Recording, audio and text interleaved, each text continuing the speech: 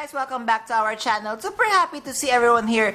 Guys, for today's episode, I'm going to share to you up and coming Louis Vuitton bags. Prices, SKU, launch date, and features will be featured here. So ready your phone to take a screenshot and kindly check with your CAs for availabilities and pre-orders. So I'm inviting you to please watch until the end of our episode. Hi guys, Ron here, Suking Budgetarian Fashionista. I publish vlog every Wednesdays and Saturdays about latest about fashion. I do luxury shopping vlogs, hauls and unboxings. I also do bag reviews and provide styling tips. I'm inviting you to please join our ever-growing fam. There's a cute little icon here. So please click on this one so you can easily subscribe and be a member of our growing luxury addicted family. Please like and share this video and follow me on my new Instagram account that's @Rabier52 for daily updates and styling tips coming from me. Hi guys, I'm very happy to share fresh new batch of Louis Vuitton bags. Prices, features, SKUs are included. If you like anything, kindly take a screenshot and check with your CAs for orders and availabilities. Thank you to Info.lv, LVX Valve, Foxy LV for sharing these. Happy shopping guys! Alright, we have many bags to discuss for today. So the very first one, this is so beautiful guys. It's the Pochette Accessoire. Under the Sequin collection, price is $1,860 USD. So as you can see, it is made of bicolor sequin material in fuchsia pink and in silver. It has detachable strap and pink interior as well. And this is so me guys. It comes in the silver and pink bicolor combination. Same price of $1,860 USD. So gorgeous. What do you think of this one? So again, the Sequin collection is launching October 27, 2023.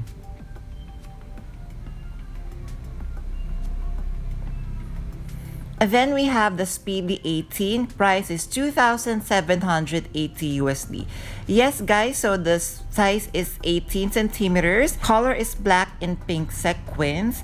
It has two top handles and detachable and adjustable shoulder strap, and also the hardware is in silver. I like this colorway as well. We have a Papillon pouch. Price is $2,230 USD. Combination is the silver sequin with the pink monogram. Size is 8.1 inches by 3.5 inches by 3.5 inches. It has a detachable top handle and chain strap, launching October 27th. Alright, next we have Go 14 size MM. Price is $6,750 USD. Color is green, and we are seeing the very beautiful quilted leather material. It comes with detachable top handle and detachable chain strap. It has gold hardware and magnetic lock closure. So this one launches November 3rd, 2023. Then we have the very beautiful Capucine's BB. For the City Tour collection, price is OMG 10,500 USD. But if you are a collector of limited edition Capucines and you love New York skyline, definitely you would want to check this one out. I actually like the color combination of black and silver. Then, of course, the much awaited Atlantis BB launching November 3rd. Price is $3,100. So this is in the reverse monogram, and this is the smaller version. Among the Atlantis bag pieces, I feel that this is the one who's going to be popular among collectors because of the size. It's like Hermes Picotin. And then we have the bigger size, the Atlantis GM. Price is $3,450. We have SKU here. By the way guys, it would be part of the new permanent collection or Asian exclusive. Material is reverse monogram canvas with black leather bag tag and black shoulder strap. Then we have in the classic monogram canvas with vachetta leather trims, and it comes with a smaller pouch as well. The price of this one is $3,450 USD. What do you think of this one? Which is your favorite among the Atlantis? Me, my personal favorite of course is the PM size. And then we have the camera box Zune in monogram. Price is 9,650 USD. This is part of the Cruise 2023 collection. This is the trunk version or the hard side version of the camera box bag in the Zune monogram canvas with leather top handle and leather adjustable crossbody vachetta trims. Then of course we had the trunk Mal Carrier, hopefully I'm pronouncing that right, in the Zune monogram. Price, wow. So if you're a collector, the price of this one is only 55,000 USD. It features Zune monogram canvas with vachetta leather trims. Then we have the Petite Valise, 12,300 USD is the price, part of the Cruise 2023 collection. So it comes with the quilted leather material. It is a single top handle with detachable crossbody. It has gold hardware with S-lock closure. And then we have the picnic trunk in monogram. Price is 12,300. I never knew that Louis Vuitton is actually selling these picnic trunks. So once you open, as you're going to see, it could house the cutleries and the tablewares, launching January 1st, 2024.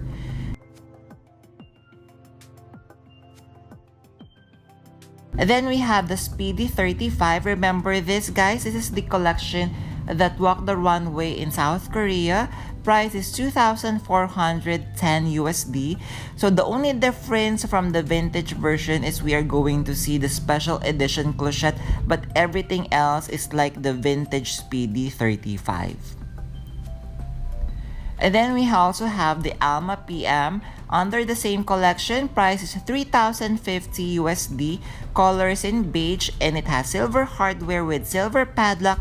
Again, the only special and different about this one is the special edition clochette. Launching October 13th, 2023. Then we have the Noe purse LV Charms. Price is 2,200 euro. It features, this is an open bucket micro bag style. The material is reverse monogram canvas with black leather trims. It has gold hardware. It comes with 2 straps, gold chain, and a leather crossbody, launching October 13th. It also comes in the noir version or the smooth calfskin leather. So it comes in the black and gold hardware combination. Same price of 2,200 euro. It has gold chain strap and detachable leather crossbody strap.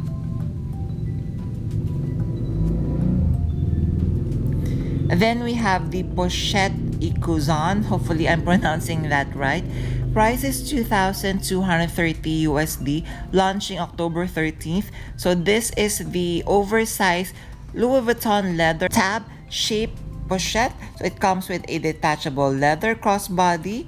It has gold hardware, and it comes in the untreated vachetta leather combinations, as you're going to see here. Exactly looks like the Louis Vuitton leather tab inside any Louis Vuitton bag. So as you're going to see here, it's what it looks like inside, and it comes with a detachable shoulder strap.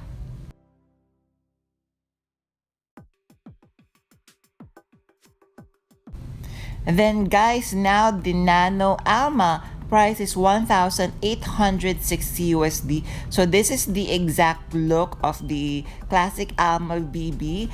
Monogram canvas with vachetta leather trims with vachetta crossbody. The only difference, guys, is please take note, it would not come with the padlock, keys, and clochettes. Then we have the COLORMANIA collection. First, we have the Nice Mini. Price is 960 USD. So what I love about this vanity Nice Mini is it doesn't come with the vachetta or untreated leather. So the leather trims comes in the red color, and the interior is red as well, and it comes with silver hardware.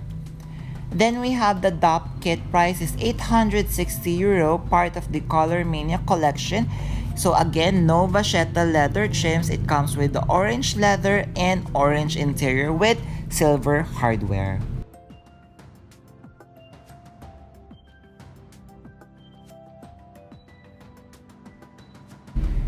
Next, we have the Kipal 50, same color combination. So the main material is the classic monogram canvas. The leather trims are color orange. Same with the detachable and adjustable leather crossbody strap. So the interior is orange as well. So we are going to see that the hardware is silver. Next, we have Horizon 55. Price is 3,000 euro. Main material is monogram canvas and it comes with green leather trims and it also has the very beautiful green interior.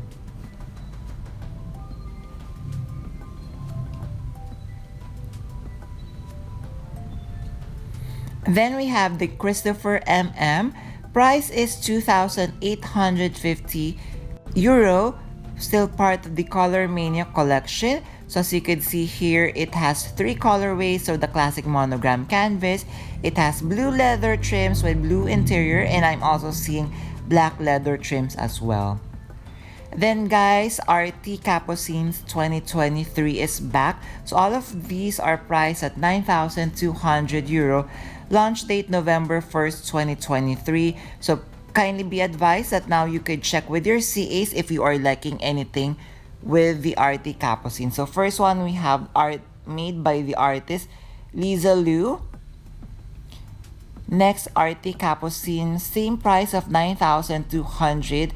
The artist is Zipping Wang. So if you are fond of, collectible or one-of-a-kind Capucines, then definitely you would want to check them out.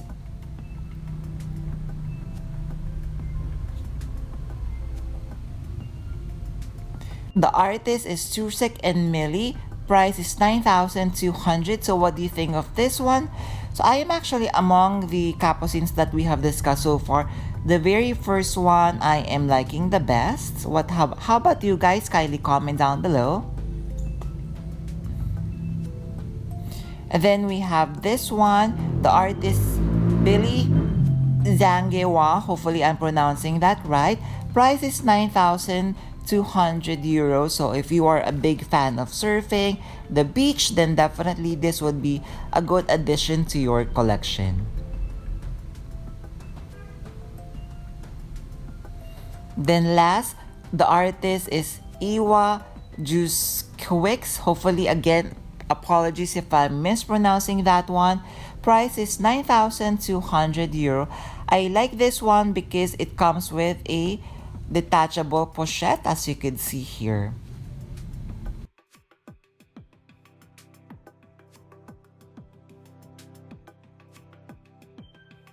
There, did you enjoy our episode for today? So what did you think of the up-and-coming bags from Louis Vuitton?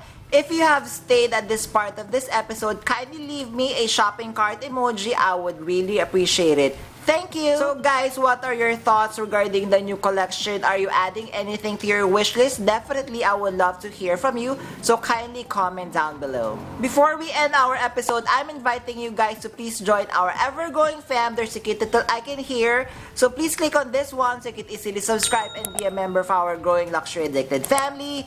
Please like and share this video and follow me on my new Instagram account. That's at Ramir52 for daily updates and styling tips coming from me. A million thank you for staying with me in today's episode. I'm going to leave a couple of videos here for you to check out. Please stay safe. I'm going to see each and every one of you soon. Bye!